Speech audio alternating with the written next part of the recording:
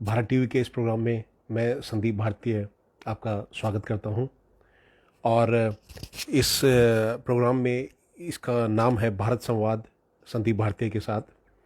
इसमें हम आपको खबरों के बारे में बताएंगे और बहुत ही सरल भाषा में आपको खबरों के बारे में बताएंगे।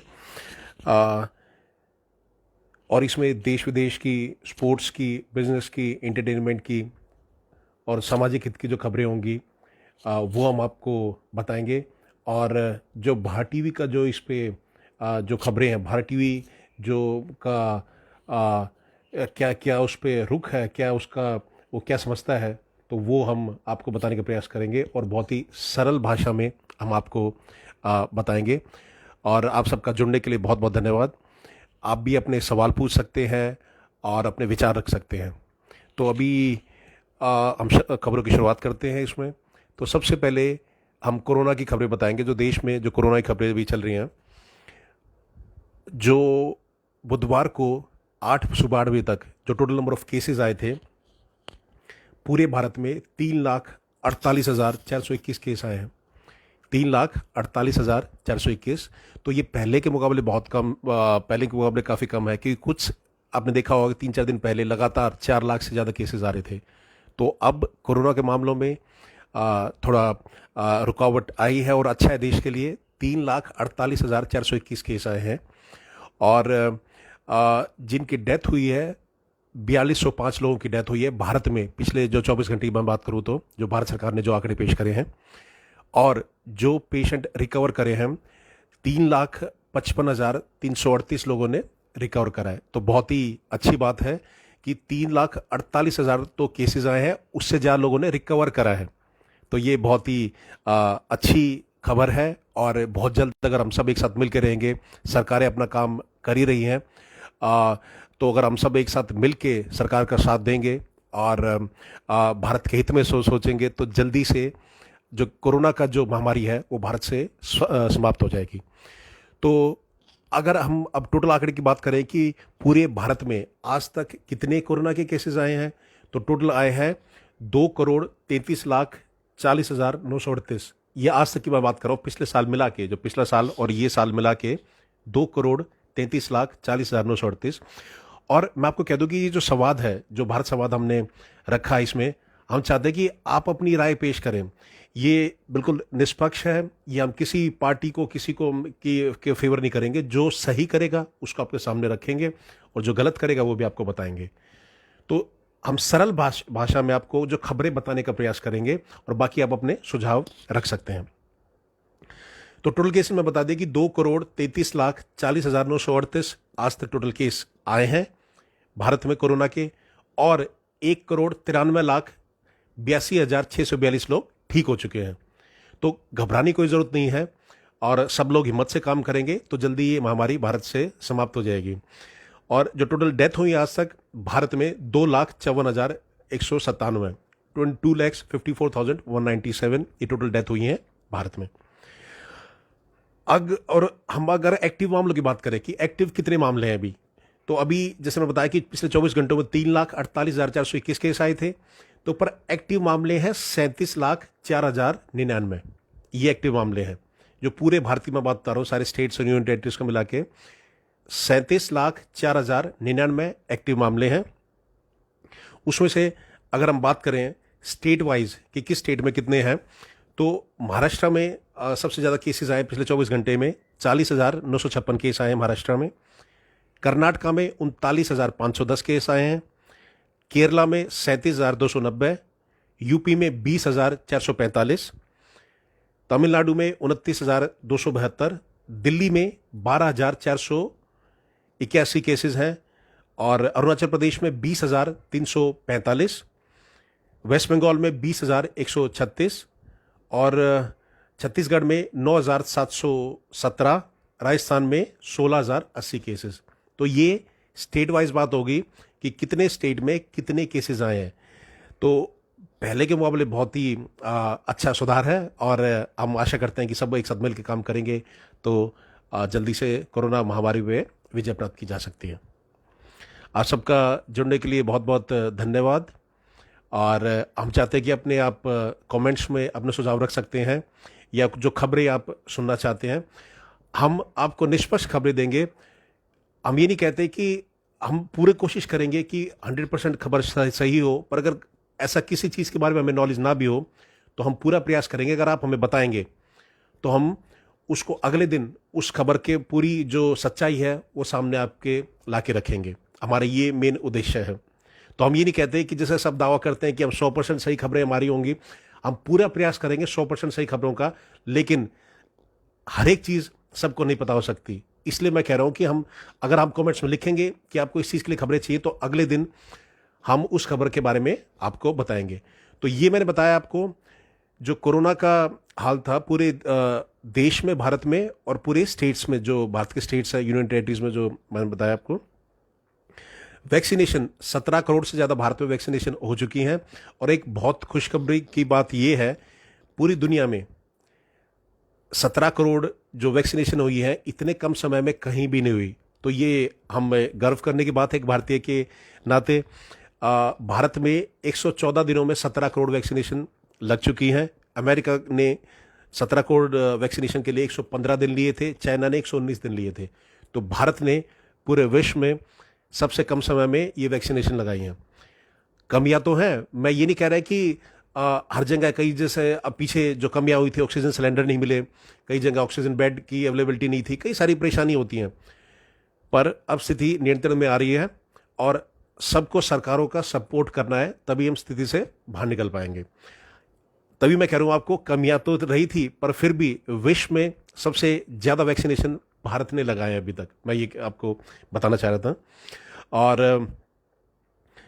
वैक्सीनेशन मैंने आपको बता दिया। अब एक परेशानी हो रहा है कि मध्य प्रदेश के जो सीएम शिवराज सिंह ने, उन्होंने ये बोला है कि एक ब्लैक फंगस नाम का केसेस और आ रहे हैं। तो 50 केसेस ब्लैक फंगस के हो गए हैं। उसमें जैसे अगर आंखों में हो जाए तो जिसको कोरोना हुआ है तो आंखों से फिर दिखाई देना बंद हो जाता है। तो इस मामले पे भी सरकार को थोड़ी सी नजर रखनी पड़ेगी, अन्यथा ये आगे दिक्कत हो सकती है। If it is possible please share the, तो दिनेश बंसल जी कह रहे हैं कि if it is possible please share the testing number also, however testing numbers also reduce, that's why we have less number of कोविड-19 केसेस इन लास्ट 2 days। तो बंसल जी कह रहे हैं कि जो टेस्टिंग हुई है तो वो कम हुई है, इसलिए केसेस भी आ रहे हैं। उससे टेस्टिंग थोड़ा कम तो हुआ है उसमें बंसल जी, लेकिन इतने कम नहीं हुए कि इस हिसाब से इतने केसेस कम हो जाए। अब करीब आप ये लगा लो कि जो पूरे भारत में 16 लाख के करीब टेस्टिंग हो रही हैं। बाकी हम पूरा जो आंकड़ा है, जो एग्जैक्ट आंकड़ा है, आपको हम कल बताएंगे उसमें। तो टेस्टिंग से ये सही कह रहे हैं कि थोड़ा फर्क उससे जरूर पड़ा है, पर इतना फर्क नहीं है कि एकदम इतने ज़्यादा केसेस कम हो जाए कि ऑलमोस्ट आधे हो जाए। जैसे अगर आप दिल्ली की बात करें तो 25,000 केस आ रहे थे अभी पिछले हफ्ते की आप बात करेंगे तो अब 12,000 हो गए, तो आंकड़े कम हो गए। दिल्ली में भी हालांकि पहले से टेस्टिंग कम हुई है, पर इतनी कम नहीं हुई कि वो केस आधे हो जाए। हमारा ये कहना है इस मामले पे। बाकी जो एग्जैक्ट कितनी टेस्टिंग हुई है, आगे से हम वो प्रयास करेंगे कि वो भी रिपोर्ट में दिखा सके। धन्यवाद आपके सवाल के लिए। और जो मैंने ये, तो अभी कोरोना का वायरस की बात हुई, तो ब्लैक फंगस की हम बात कर रहे थे, तो एक नया ये दिक्कत और आ रही है कि जो 50 केस एमपी में ब्लैक फंगस के आए, जो शिवराज सिंह जो मुख्यमंत्री है उन्होंने बताए हैं। तो ये भी एक चिंता का विषय है। तो इस पे सरकार को, सभी सरकारों को मिलके और भारत सरकार को थोड़ा सा गौर देना चाहिए कि इसके लिए क्या किया जाए। कहीं अगर ये ब्लैक फंगस अब आगे फैल गया तो आगे परेशानी हो जाएगी। आप भी अपने सवाल और अपने सुझाव रख सकते हैं इसमें।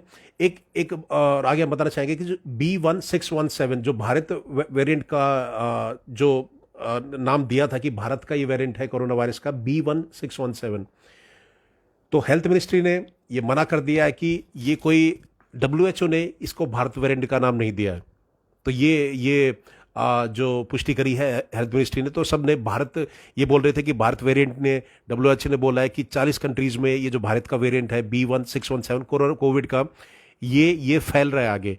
लेकिन हेल्थ मिनिस्ट्री ने, जो भारत सरकार की हमारी जो हेल्थ मिनिस्ट्री है, उन्होंने बोल दिया है कि WHO ने इसको भारत वेरिएंट का नाम नहीं दिया है।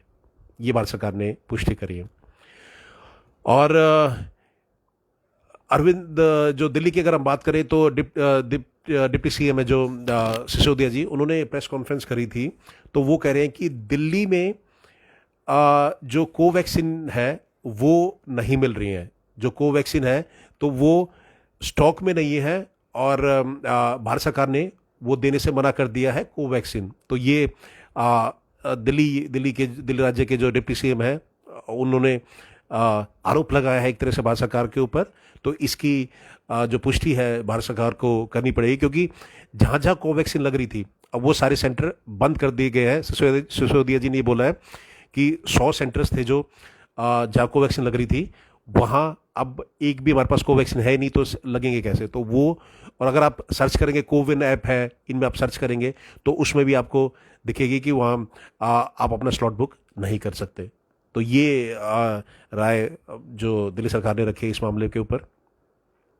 दिल्ली सरकार ने ये भी बोला था कि 30-40 जो कंपनीज हैं, फार्मास्यूटिकल कंपनीज हैं, उनको लाइसेंसिंग दे देनी चाहिए इनकी। जो सिर्फ 2 कंपनी है अभी जो भारत में बना रही हैं जो वैक्सीन, और एक रशिया की जो कंपनी है तीसरी, तो स्पुतनिक 5 की अगर हम बात करें, तो केजरीवाल जी का ये विचार था, जो दिल्ली के मुख्यमंत्री हैं, कि 30-40 कंपनियों को फॉर्मूला दे देना चाहिए भारत सरकार को, ताकि जल्दी से जल्दी वैक्सीन की प्रोडक्शन हो सके। तो उनका इस मामले, तो भारत सरकार ने कहा कि वो इतना इजी नहीं है, क्योंकि जैसे भारत बायोटेक ये बना रहा है, तो उसी वो शुरू से जैसे वो बना रहा है, तो उनका ये राय है कि वो इतना आसान नहीं होगा कि 30-40 कंपनीज को ऐसे फॉर्मूला दिया जाए। तो उसमें आपस में सरकार चर्चा करेगी। हमने आपको ये बताया कि दिल्ली सरकार का और भारत सरकार का इसके बारे में क्या कहना है। और ये मैंने B1617 को बताया कि हेल्थ मिनिस्टर ने मना कर दिया है कि इंडियन वेरिएंट नाम उसको नहीं दिया गया है। अब ये जो हमारे प्रधानमंत्री हैं, प्रधानमंत्री जी ने एक बुधवार को हाई लेवल मीटिंग भी करी थी जो सभी स्टेट्स से, ताकि ऑक्सीजन की और मेडिसिन की सप्लाई के बारे में उस पर डिस्कशन हुआ था। ये हमारे जो प्रधानमंत्री है नरेंद्र मोदी जी, उन्होंने मीटिंग करी थी बुधवार को। जो ईद का फेस्टिवल, अगर आपको पता है कि जैसे ये अब फ्राइडे को डिसाइड हुआ है कि 14 को भारत में ईद मनाई जाएगी। तो ये डेट निकली है फ्राइडे को नमाज, और सभी ने ये राय दी है कि नमाज सब अपने घर में ही अदा करें और मस्जिद में ना जाएं, क्योंकि कोरोना खतरनाक जगह फैल रहा है। अब परेशानी अब ये भी आ रही है कि जैसे मुंबई में, नूह में, हरियाणा में कई जगह जैसे है, तो वहाँ लोग शॉपिंग करने के लिए आ गए ईद की, तो एक वो भी समस्या है। अब ये ईद का फेस्टिवल तो है और अच्छा मनाना चाहिए, लेकिन अब इस बार क्या समस्या है कि कहीं कोरोना फैल गया तो और समस्या हो जाएगी। बड़ी मुश्किल से देश ने अभी काबू पाना शुरू करा है। तो हमारा भी सभी से निवेदन है कि इस बार जो ईद की नमाज है अपने घर में ही पढ़ें, ताकि आगे कोरोना ना स्प्रेड हो सके। और आगे जब स्थिति बेहतर होगी तब आप मंदिर जा सकते, मस्जिद जा सकते हैं। तो इसमें किसी को भी धर्म के आधार पे बहस नहीं करनी चाहिए। तो हमने कई देखा है कि कोई जैसे कहते हैं कि भाई मंदिर क्यों खुले हुए हैं, मस्जिद नहीं खुले हुए, ये आपस में ही बहस चल रही है, डिस्कशन चल रहा है। तो हमें देश हित के बारे में पहले सोचना चाहिए कि भारत के हित में क्या है, मानवता के हित में क्या है, सबसे पहले उसके बारे में सोचना चाहिए, और फिर हमें इस पर बयानबाजी करनी चाहिए। ये हमारी इस पर राय है। ईद का मैंने आपको बता दिया। और राहुल गांधी ने कहा है कि जिनकी जवाबदेही है वो चुप बैठे हुए हैं। तो राहुल गांधी ने ट्वीट किया है कि सरकार की जवाबदेही है, ये जो कोरोना वायरस का जो महामारी भी फैली हुई है, तो उस पर इन्होंने अपनी राय रखी है। जो विपक्ष के नेता हैं राहुल गांधी जी, तो इन्होंने ये अपनी राय रखी है कि जिनकी जवाबदेही है वो चुप बैठे हुए हैं। इन्होंने ये ट्वीट किया है, इसलिए भारत सरकार के ऊपर इन्होंने ट्वीट किया हुआ है।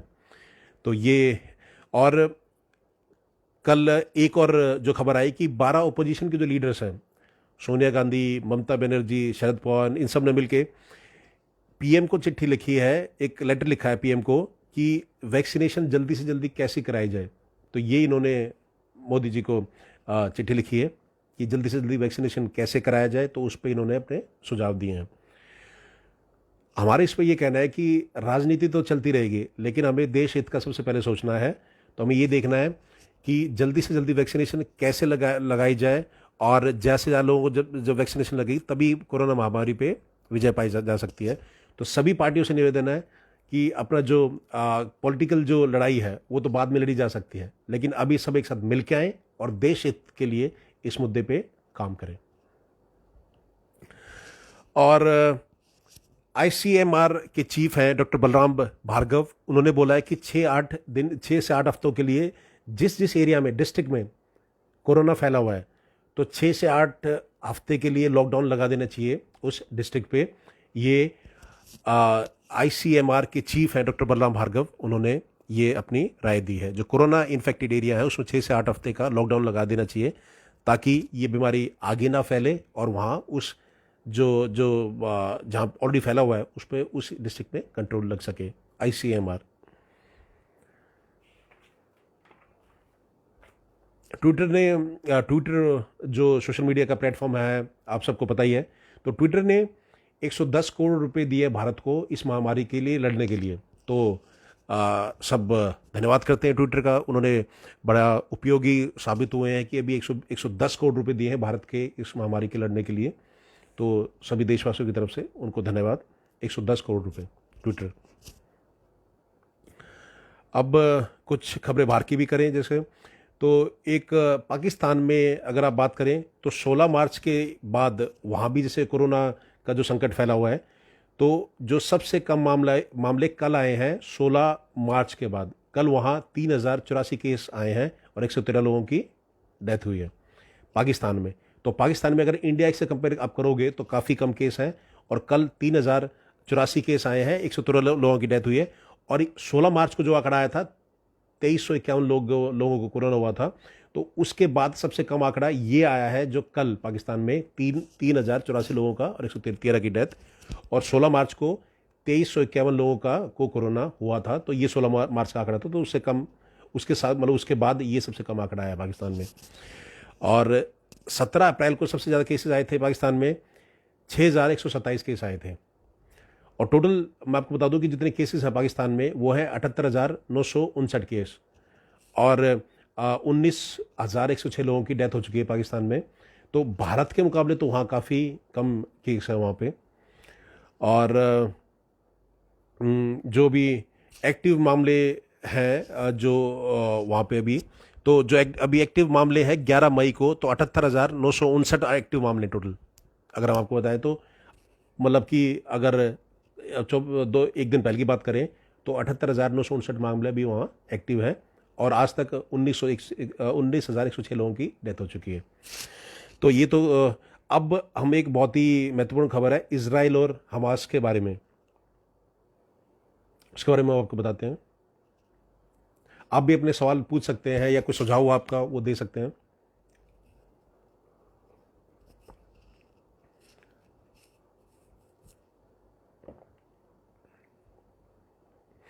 इजराइल और हमास का युद्ध चल रहा है, तो ये खबर आप सबको पता जरूर होनी चाहिए कि इजराइल और हमास के बीच में युद्ध चल रहा है। फिलिस्तान भी कहते हैं इसको, हमास को।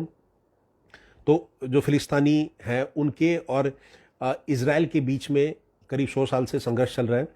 तो अब फिर से वहाँ अब युद्ध होना शुरू हो गया है। तो हमास ने क्या किया, एक ये संगठन है जैसे हमास का, जो इन्होंने 1000 रॉकेट लॉन्च कर दिए, और रॉकेट जो थे वो इजराइल के ऊपर भेजे, और वहाँ वो जो नागरिक थे कुछ लोगों की वहाँ पे डेथ भी होगी। तो इजराइल ने पलटवार किया है, उनके जो रॉकेट थे वहाँ उन्होंने हवा में मार गिराए, और उन्होंने भी हमला किया फिलिस्तीन के ऊपर। तो ये युद्ध जो चल रहा है इसकी आपको इन्फॉर्मेशन जरूर होनी चाहिए, इसके बारे में आप पढ़िएगा इसमें। तो काफ़ी जो स्थिति है, क्या कहते हैं, मैं कहूँगा कि काफ़ी जो माहौल है, लड़ाई वहाँ चल रही है वहाँ पे। और जो मैंने जैसे मैंने आपको बताया कि जो 100 साल से इनकी आपस में लड़ाई है, 1948 में इजराइल एक देश उन्होंने अपने आप को घोषित किया था। तो अब वो जो फिलिस्तीनियों की और इजराइलियों की बीच बीच में जैसे लड़ाई होती रहती है, उसी के में अब ये जो युद्ध चला इसमें, तो इसमें हमास संगठन के लोगों ने 1000 रॉकेट छोड़े इजराइल के ऊपर। इजराइल वालों ने आधे तो जैसे हवा में मार गिराए, और आधे फिर उन्होंने भी हमला किया, तो काफ़ी लोगों की उसमें जान गई है। भारत के लिए इसमें जो देखने का जो एक चिंता का विषय है कि भारत, एक भारतीय थी संतोष करके, एक नर्स थी जैसे इंडियन नर्स, तो उनकी डेथ हो गई है इसमें। तो ये भारत के जो भारत की जो भारतीय थी जो वहाँ काम कर रही थी काफ़ी टाइम से, संतोष जी, उनकी इसमें डेथ हो गई है। 9 साल का उनका एक बच्चा है। ये हम आपको इन्फॉर्मेशन देनी थी देश विदेश के लिए भी। और अब कुछ खेल की बातें भी कर लें। तो खेल में अभी जैसे क्रिकेट की अगर बात करें तो आपको पता है कि भारत में तो क्रिकेट ही सबसे ज़्यादा लोग देखते हैं और एक धर्म की तरह मानते हैं, रिलीजन की तरह लोग मानते हैं। जो क्रिकेटर्स होते हैं अगर उनको अच्छा खेलते हैं उनको भगवान का दर्जा देने लग जाते हैं।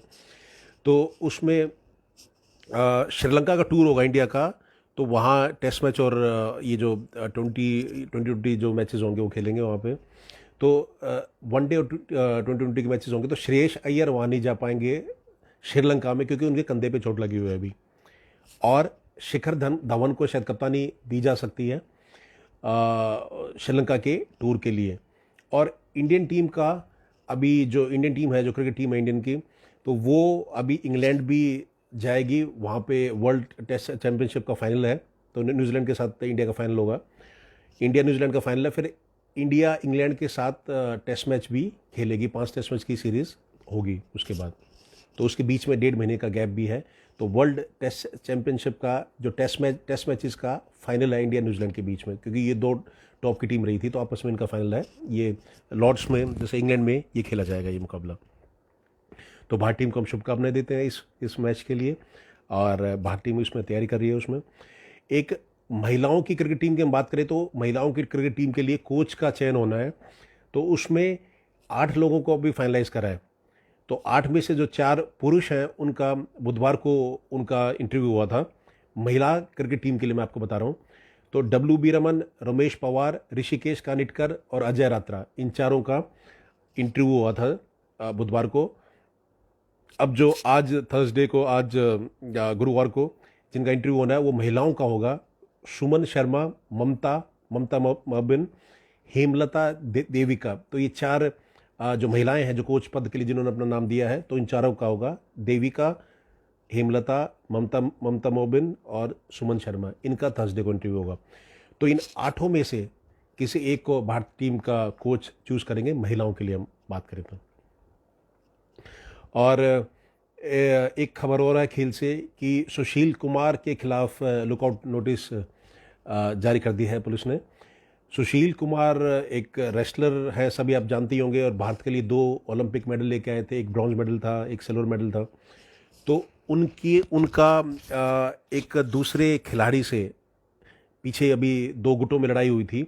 तो एक गुट सुशील का था, तो जैसे जो उन्होंने इन्फॉर्मेशन दी उसके हिसाब से मॉडल टाउन में रहते थे ये सागर धनखड़ करके एक दूसरे रेसलर थे। 17 साल स्टेडियम में प्रैक्टिस भी करते थे।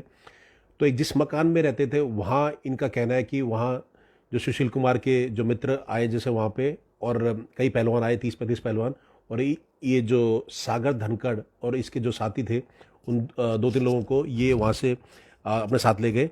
फिर इनकी काफ़ी पिटाई करी गई। तो उसमें लोगों का कहना है, जिसने देखा है वो ये कह रहे हैं कि सुशील कुमार भी उसमें शामिल है। हालांकि सुशील कुमार और उनके साथियों ने मना कर दिया कि सुशील उसमें शामिल नहीं थे, लेकिन लुकआउट नोटिस जारी हुआ और सुशील कुमार क्या कहते हैं, पुलिस खोज रही है सुशील कुमार को। सुशील कुमार भी मिल नहीं रहे हैं। उत्तराखंड के लिए पहले बात कर रहे थे कि शायद उत्तराखंड चले गए हैं, उनका फ़ोन नंबर भी नहीं मिल रहा है। तो कहीं उनको, पुलिस को ये डर भी कहीं विदेश ना चले जाए, तो उसके लिए भी पूरी क्या कहते हैं जो पुलिस डिपार्टमेंट है उनके पीछे लगा हुआ है। तो लुकआउट नोटिस जारी हुआ है। अगर हम एक जैसे इंडियन की तौर पे सोचे, एक खेल प्रेमी के तौर पे सोचे, तो बड़ी शर्म की बात है कि जैसे एक जो खिलाड़ी है जिसने देश का नाम रोशन करा, 2 आज तक का भी कहिए बेस्ट ओलंपिक का जो खिलाड़ी है भारत का, सुशील कुमार, अगर ये सही साबित होता है तो ये बिल्कुल गलत किया और ऐसा नहीं करना चाहिए। क्योंकि जो सागर धनखड़ करके जो रेसलर था, 23 साल का जो उभरता हुआ रेसलर था और जूनियर में इंडिया का इंडियन चैंपियन भी था, तो उसकी मौत हो गई है। सागर धनखड़ को ऐसा बताते हैं कि ये लोग जैसे रात को उनके घर से उठाया गया, उसकी मार पिटाई करी गई और फिर वो इसको इतना मारा कि उसकी मृत्यु हो गई। तो कुछ वीडियो में सुशील कुमार भी सामने आया है, तो इसीलिए लोगों ने आरोप लगाया है। इसलिए पुलिस सुशील कुमार से बात करना चाह रही थी, लेकिन सुशील कुमार अब लापता हो गए इसमें। तो जल्दी सारी खबरें सामने आ जाएंगी और जो सच्चाई है वो जनता के सामने आ जाएगी। और कुछ एंटरटेनमेंट की अगर हम बात करें तो सलमान खान की मूवी राधे करके एक मूवी आएगी, राधे। राधे ओटीटी प्लेटफॉर्म पे आएगी और सिनेमा हॉल पे नहीं आएगी। तो सलमान खान ने इसकी घोषणा करी है। और साउथ के सुपरस्टार अल्लू अर्जुन, उनको कोरोना हुआ था लेकिन अब वो कोरोना की जंग जीत गए हैं और वो फिट हो गए हैं, अल्लू अर्जुन। नर्स डे के नाम से, nurse day, international nurse day था 12 मई को। तो कल जो 12 मई थी, तो 12 मई को इंटरनेशनल नर्स डे मनाया गया। सभी ने नर्सों को धन्यवाद करा कि वो मानवता की सेवा करते हैं। और तो सभी ने उनका धन्यवाद किया, क्योंकि कोरोना वॉरियर तो हैं ही, अपना जान पे खेल के वो मरीजों की सेवा कर रहे हैं इस टाइम पे भी, और हमेशा मानवता के लिए अपना क्या कहते हैं, हमेशा आगे रहते हैं। तो इसलिए इंटरनेशनल नर्स डे 12 मई को मनाया गया। ये मैंने आपको खबरें बता दी। तो हमने हर एक चीज़ की खबरों की बात करी, भारत देश विदेश के लिए, खेल की भी, एंटरटेनमेंट की भी। तो अगर आपके कुछ भी इसमें विचार हों तो आप रख सकते हैं, कमेंट्स में आप टाइप कर सकते हैं, और हम कोशिश करेंगे उनको रिप्लाई करने के लिए, और निष्पक्ष होकर उसका हम जवाब देंगे। तो हम कोशिश करेंगे ये जो भारत संवाद संदीप भारतीय के साथ ये नया हमने जो सीरीज़ शुरू करी है, तो ज़्यादा से ज़्यादा इसके हम आपके साथ संवाद ये कर सकें, ताकि आपको खबरों को सिंपल वे में जानने का मतलब सिंपल वे में आपको उसकी नॉलेज हो, बड़ी आसानी तरीके से आपको पता होगी। तो और ख़ासकर हम अपने युवाओं से और अपने बच्चों से कहना चाहते हैं कि आप भी हमसे जुड़िए, क्योंकि आपको खबरों को जानना बहुत ज़रूरी है। आप देश का भविष्य है, तो आपको पता होना चाहिए कि खबरों में क्या चल रहा है, देश में क्या चल रहा है, विदेश में क्या चल रहा है, भारत का उसमें क्या रोल है। और तो ये आपको ज़रूर पता होना चाहिए। तो हमारे जो यंगस्टर्स हैं और हमारे जो युवा पीढ़ी है, उनको ज़रूर जुड़ना चाहिए इन खबरों के साथ। तो आगे भी हम ऐसी खबरें लेके आते रहेंगे। और फिर से मैं आपको कहना चाहूँगा, जैसे कोरोना के जो केसेस चल रहे हैं, तो आप ये मास्क पहन के रखिए। तो अभी जैसे हम घर में थे इसलिए हमने मास्क लगा रखा है, नहीं तो ये जैसे 2 सर्जिकल मास्क होते हैं, तो आप 2 मास्क ऐसा लगा सकते हैं इसको, और इसको पहन सकते हैं। जैसे आप बाहर जाएंगे तो आप इसको पहन सकते हैं। तो ये हमारा आप सबसे निवेदन है, 2 गज की दूरी बना के रखें और मास्क पहन के रखें। तो ये, और जो सरकार ने जो गाइडलाइंस दी है उनका आप पालन करें। बाकी अगर आप कुछ और इसमें चेंजेस चाहते हैं तो आप हमें कमेंट्स में लिख सकते हैं। हम पूरा प्रयास करेंगे कि आपको सिंपल तरीके से, आसान तरीके से खबरों से रूबरू कराने के लिए। आप सबका जुड़ने के लिए बहुत बहुत धन्यवाद। और भारत टीवी की तरफ से मैं संदीप भारतीय आपका धन्यवाद करता हूँ। जय हिंद, जय भारत।